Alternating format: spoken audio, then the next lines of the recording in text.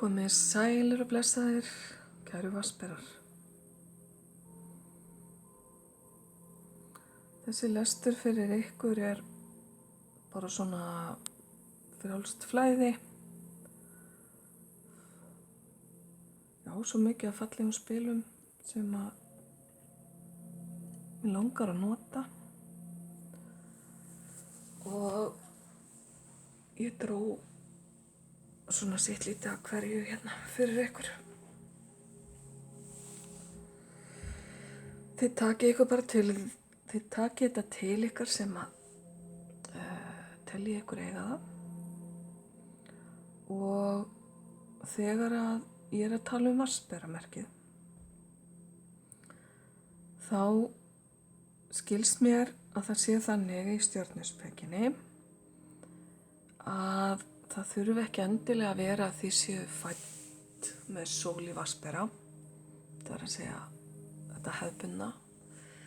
Heldur skiptir það líka miklu máli hvar tunglið ykkar og eins rísandinn ykkar. Þannig að ég ætla að lesa framvegis fyrir eins og ykkur til dæmis, þá myndi það vera þið sem eru með vatnsbera í sól, tungli eða eru rísandi vatnsberar. Beina lestrinum til ykkar. Ekkert allir vita hvar pláneturnar eru í stjörnukortinu, en það er þá bara allt í lagi. Þá getið þið bara miðað við sólina, það er bara hefðbundna merkið, hefðbundnu stöðuna. En þið hin ykkar, þið getið kannski farið á stúfana og reynt að komast að því hvar tunglið ykkar og rísandi.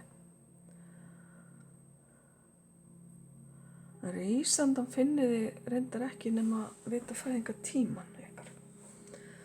Svo eru allskyns forrit á netinu sem bara, síður á netinu, þar sem bara hægt að slá inn fæðingartímann og fá úr þessu skorið. En ok. Ég verð að viðurkenna það mér brádaldið þegar ég sá spilin ykkar. Vegna þess að úr öllum þessum ólíku stokkum, hvert spil úr einum stokki, þá fæ ég hérna 2 sjáendur, 2 miðla.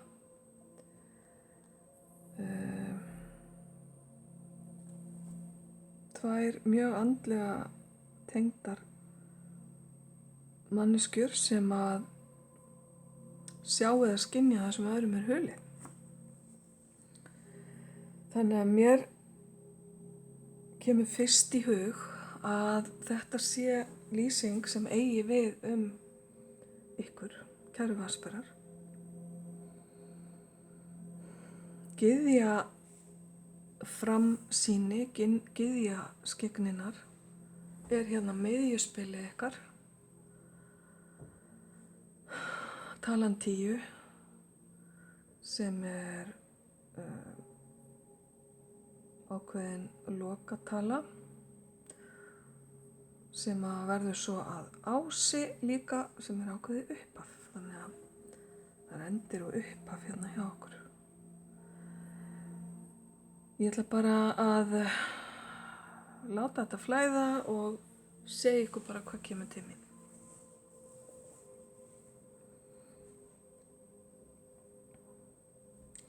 Við erum hérna með skilaboð til ykkar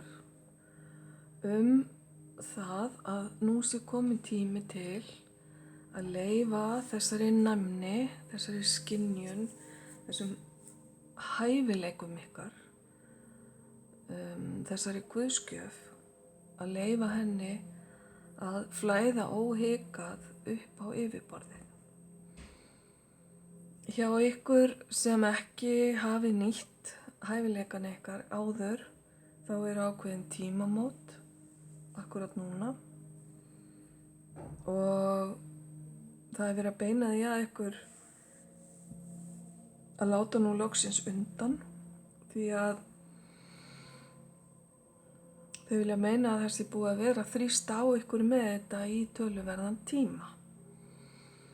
Þið hafi ekki tekið þessu mjög alvarlega, þið hafi kannski, verið að svona skoða andleg mál, horfa tarot á YouTube og eitthvað svona, en þið hafið ekki viljað leyfa ykkur að spreyta ykkur sjálf, varðandi skynjun, varðandi miðlun ýmiss konar, eða það að nýta andlega hæfileika ykkar öðrum til góðs. Nú er komin tími, kæru vatnsberar. Það eina sem þið þurfið að gera er í raun og veru að halda jarðtengingunni ykkar sterkri. Það gerir þið bara með því að vera í daglegum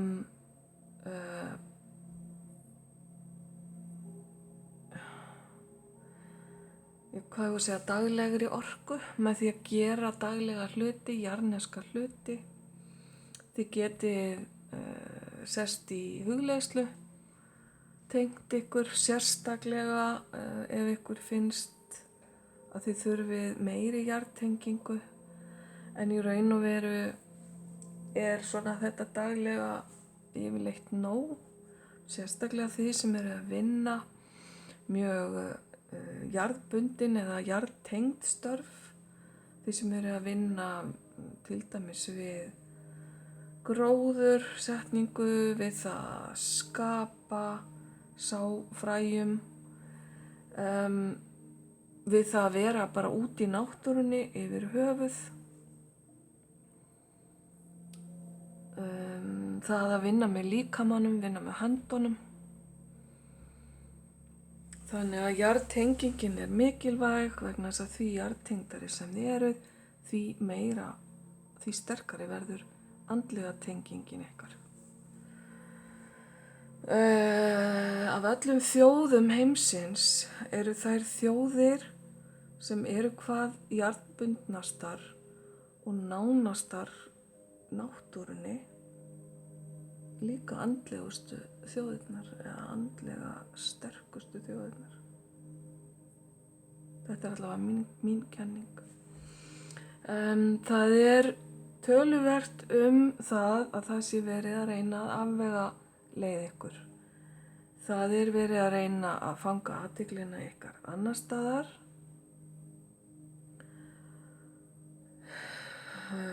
Samfélagsmiðlar, sjónvarp, kvikmyndir, tilgangslaust vil ég leyfa mér að segja blaður í ýmsum hornum togar í ykkur þegar að þið eru þreyttir, kæru vatnsberar, þegar að þið viljið slaka á, þegar þið viljið slökkva á huganum, þá eigið það til að sækja í slíkt. Leyfið ykkur frekar að sækja í daglega stutta hugleiðslu eða daglega stutta útiveru. Reynið að komast hjá því að láta athyglina fara út og suður. Það sem gerist þegar athyglin fýkur út í veður og vind er það að þið eru rændir orku. Það er bara svo einfalt.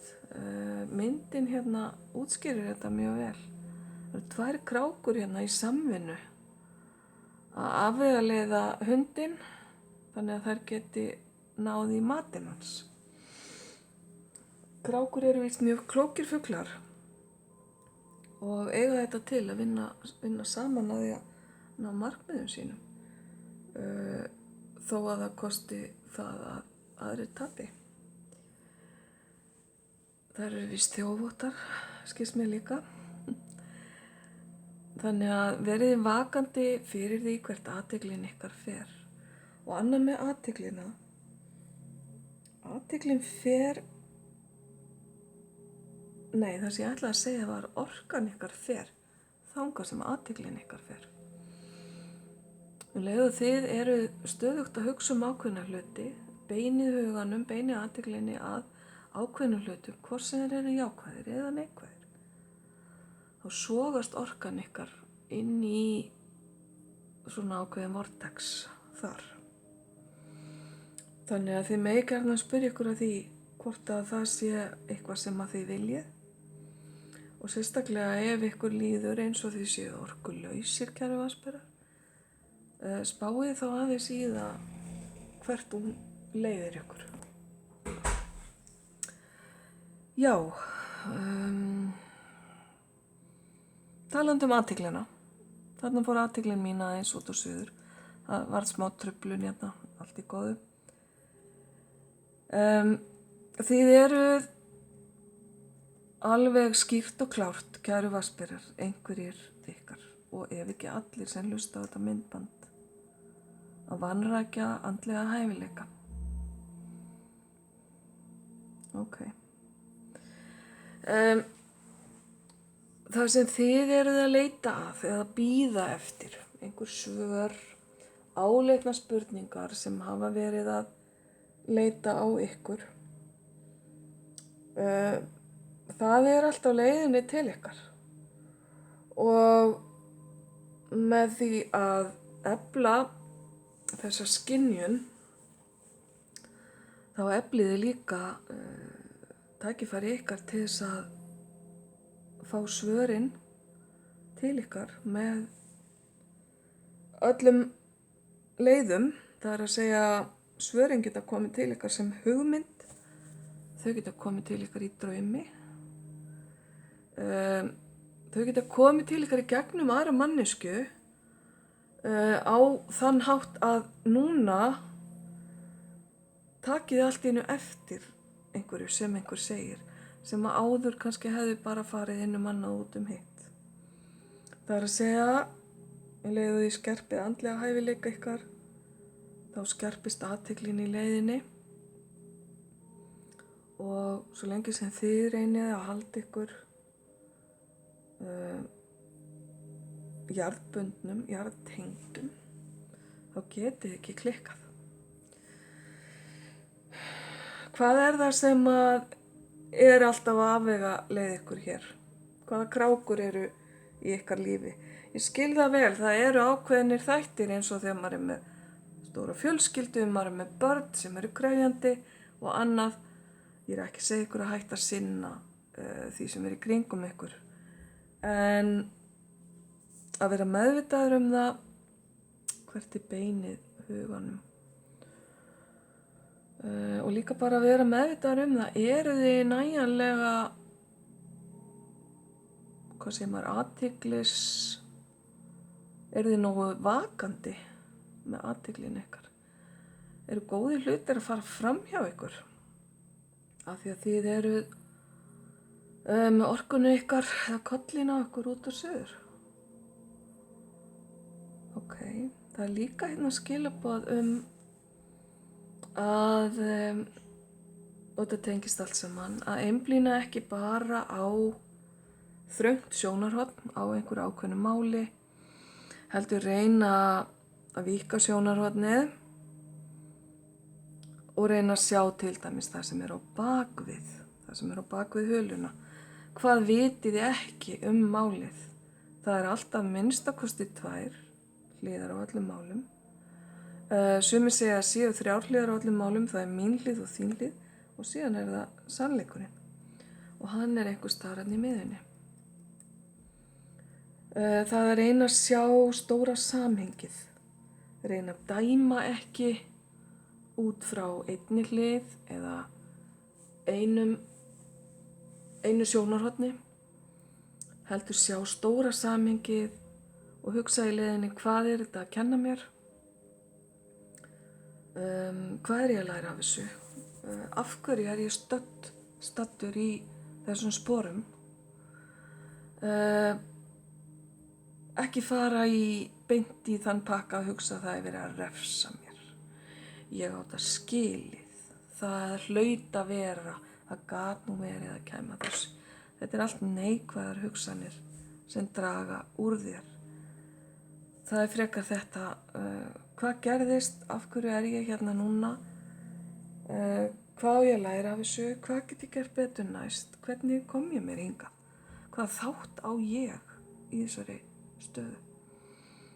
Get ég tekið ábyrgð á mínum þætti og verið sáttur við það.